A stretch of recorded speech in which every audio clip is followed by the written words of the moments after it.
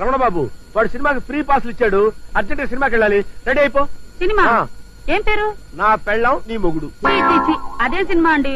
నేను దేవుడి సినిమాకి అయితేనే వస్తా. కామాక్షి పెళ్ళై 6 సంవత్సరాలైంది, ఇంతవరకు శ్రీకృష్ణలీలు, స్వామి అయ్యప్ప మహిమ, భక్త తుకారాం ఇలాంటి భక్తి సినిమాలకు వెళ్ళాం గానీ ఒక సోషల్ సినిమాకి వెళ్ళావా? ఇవాళ సినిమాకి వెళ్ళకపోతే నా పరువు పోతుంది, నువ్వు రెడీ అయిపో. తప్పదంటారా? తప్పదు కామాక్షి. మరి మరి ఏంటి మరి? పట్టు చీర కావాలా, చెవులకు లోలాకలు కావాలా, నల్ల పూసల కొలుసు కావాలా చెప్పు. అవన్నీ తర్వాత చూద్దాం, ముందు నాకు కాస్త ఆవు పేడ కావాలండి.